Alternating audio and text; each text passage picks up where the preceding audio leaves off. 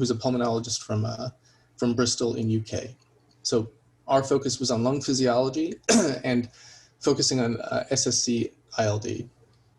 The instruments that we were looking at, forced vital capacity and the diffusion capacity of carbon monoxide. And the co-chairs, one from each continent, Dr. Khanna, Dr. Wells, Dr. Proudman. Although there are 7 continents, we only managed to get 3.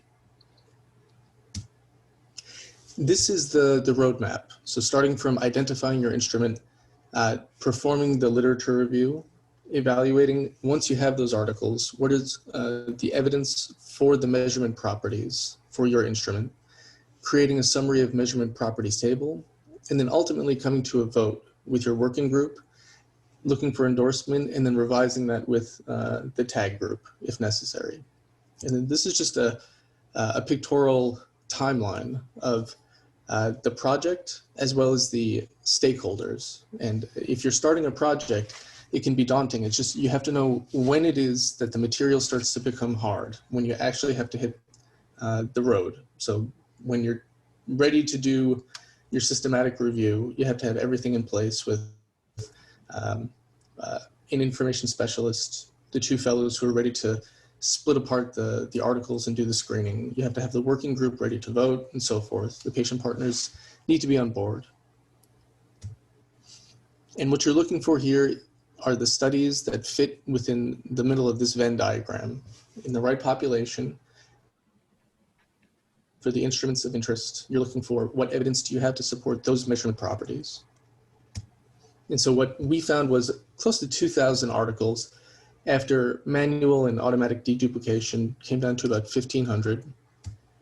And that is a period of time that takes, I would say, at least 2 to 3 months, where you're going through titles and abstracts to find, are these articles even relevant? Once you get down, it's about 200.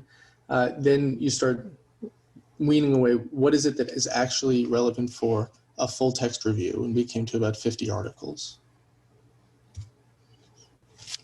And this is the first step that I would say is the most challenging. You're taking those, in our case, 48 articles. You're looking to see what do those articles actually assess? And you have to put it into one of these bins, and they can fall into more than one bin. So an article can address construct validity or threshold of meaning.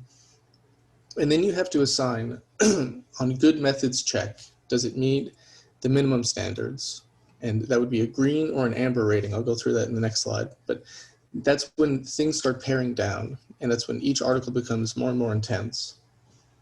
Ultimately, the plan, you take those articles, you go through a good methods assessment.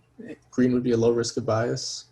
An amber color would be, there's some caution with the methods, but we can use it as evidence. Anything that has a serious methodological flaw gets tanked.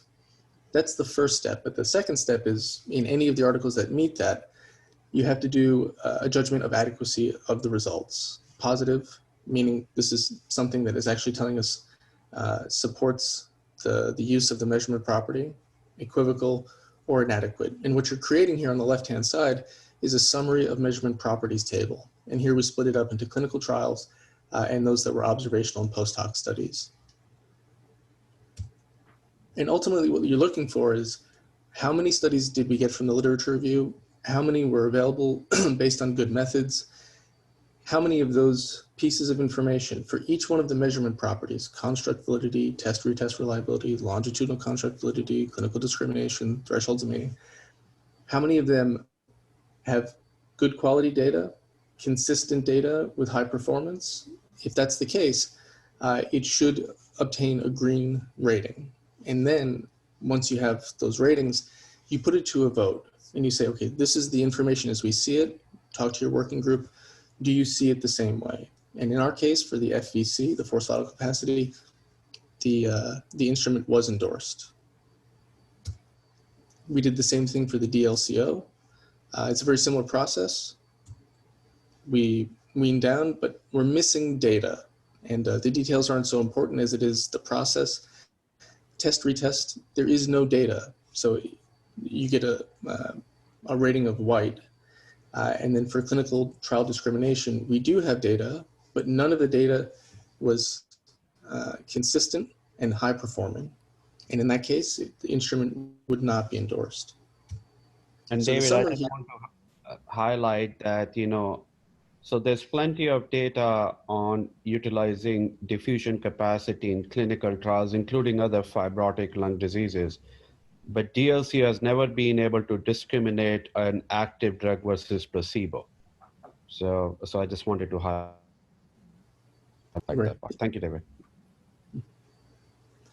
So in sum, this is an evidence-based method to assess what information do we have to support the measurement properties for the forced vital capacity in the DLco.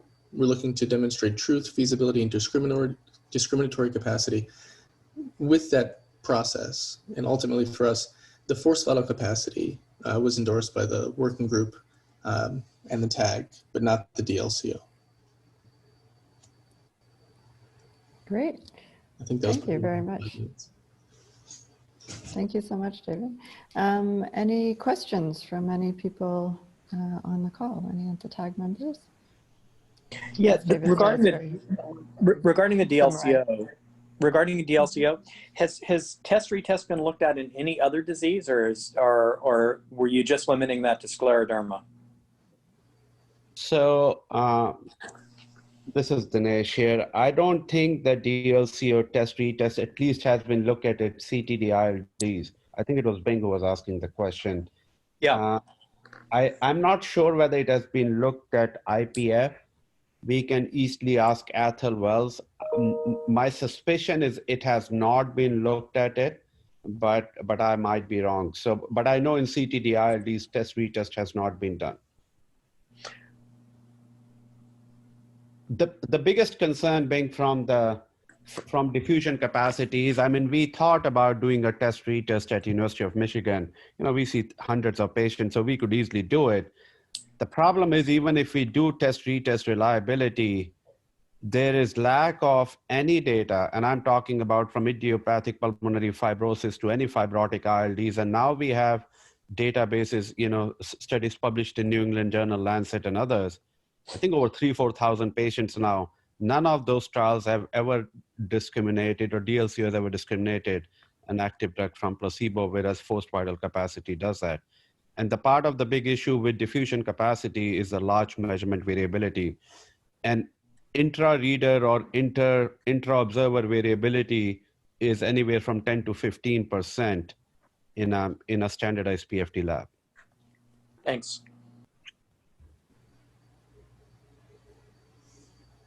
Any other questions? Thanks, Dinesh. Can I ask just one point? When you're talking about your judgment of the adequacy of methods, one thing I think we might want to think about is that it's not saying that all of these studies tanked and that they were really bad. Some of them just didn't report what they did. And so one thing we aren't insisting on at all is that you go back to each individual author and say, so actually, what did you actually do? Because that's just an impossible task and hard to do systematically. So right now we're basing it on the reported methods in the articles, which softens the blow a little bit when people see their study got a red. It's just like, well, based on what you reported in your writing, we couldn't give you a higher grade than that.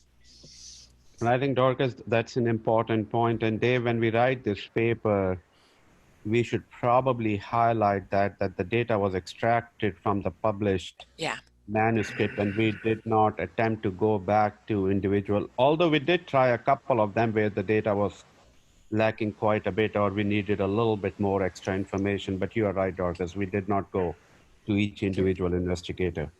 Okay. Laura, I have a question. David and Dinesh, I congratulate you, of course, to go after observational studies. Doing systematic reviews of observational studies is quite different than randomized controlled trials, and there's a lot of issues that will come up.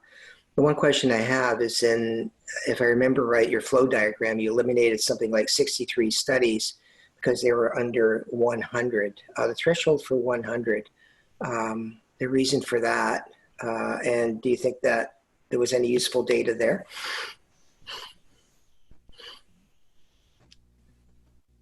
So I can answer that. I think, George, the rationale for it was that scleroderma, unlike rheumatoid arthritis, the scleroderma investigators are finally starting to do studies that are standardized and more reliable in their methodology, if that's the right terminology to use. We chose 100 because there were multiple small case series observational studies between 20, 30, 40 patients. And it was becoming into, as we started looking and reviewing these manuscripts, it was clear to us that we'll be spending quite a bit of time doing it, but the output that we were getting, reviewing 10, 15 manuscripts, was of not high quality. So I think it was an executive decision that was made to keep it doable within the time frame that we were allocated, and we were quite behind last year when we started it. So there was no rationale. I don't have a clear rationale why we chose 100 patients, but we chose 100 patients because the studies below that, 10, 15 studies that we reviewed, were of low quality and were not providing reliable data that we wanted to include as part of this OMERACT working group. Yep. David, And again, I was going to say, as you go forward and write the paper, I think you should give some explanation for the 100. And I think the explanation you gave was perfectly logical. You have to cut the line somewhere. Yeah. Good. But I remember, George, I thank you. George probably doesn't remember me, but George and I met in 2002 or 3 when I was working with Dan first as a fellow and with Hal Paulus, and he helped me, get the first analysis to do MCID in scleroderma. Great. Yeah. Was that Monterey or wherever we were meeting? Or? Monterey, absolutely. Yeah. See, I remember. I was a fellow at that time. I remember driving from Los Angeles to Monterey. That's absolutely true. Yeah. Yeah. That's very good. It's very nice hearing your voice again, Dinesh. I recognized it right away. Yeah. And one question I have is, and Dinesh and David, we really want to spend some time talking to you because you've done such a fantastic job and a thorough job moving through all this work. For the tag, is there any part of the process that you found was lacking in support, or really we need to relook at it to improve the way we describe it, or was there any part of it that was just too hard? From my perspective, there was that chapter 5, sort of an addendum kind of explaining what each measurement property was. Yeah. I wish I sat down with that first before I looked at it. It was so critical once I started going through the process, and I realized I don't think I know what I'm doing. And it's not because I'm dumb. I think it was a content lapse. Okay. I sat down, reread that, I would say 5 times, and then eventually it stuck. Yeah, I think David and I spent some time talking about the psychometric terminology. I was mentored by Ron Hayes at UCLA, so I'm very well familiar with all these terminologies, but I can imagine somebody who's a fellow, a clinical fellow, the terminologies can be daunting, the criterion validity, the construct validity, and all the different validities and reliabilities that we have. Okay. And So so the process wasn't the issue. It was more just getting your head into some of the meaning of these terms that are coming up. Okay. Yeah. It's an interesting comment. Very good. It's a very interesting, because we're just talking about the handbook and what the thrust of the handbook is. And I keep on saying, nobody's looking at that document. That took us a long time to put together, George. Remember we spent quite a bit of time. I mean, David and I spent a lot of time with Shani Barrett, looking through this quite a bit. I think what David is suggesting is maybe that appendix that you have should be in the front of the book so people can... As a preface. You got it. You got it. We'll say that one of the first groups through this process told us to put it right in the manual. That's good. Like that. I think the other thing I wanted to let the tag team know is that we have started another team. Now David is acting as a mentor, and I'm just taking a back seat out here.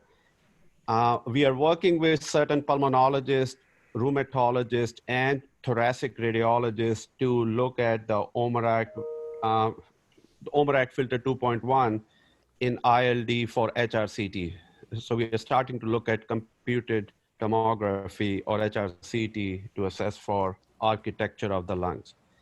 We have started the process. We have started the process with systematic review, and I'm not sure whether we need any approval before we dig deep into it. What is the process for that? Because the next OMERACT meeting will not be for another 2 to 3 years from now. So we will send you a draft of our process-oriented instrument chapter that might help you. It's just a different, we're adjusting the checklist somewhat. Lara, right, that we could send the process checklist on. And at one point we suggest that before you dig in too deeply, you send us your protocol and your search strategy, just so we can help you have a look at that. You folks will, you're going to be sailing because you've already been through this once, but you sort of know where you want to make sure you've done a good job. As you're saying, get the right team together, make sure you're ready for this deep dive into the literature as you get into it. Okay. We'd also like to talk to you about that because we've got some ideas from the imaging work that we're doing. So you'll hear about them at this OMERACT, and they might very well have input, like influence some of the way you're describing that, the HRTC. Sure, absolutely. So David, can we coordinate with the team, trying to do that? Yes.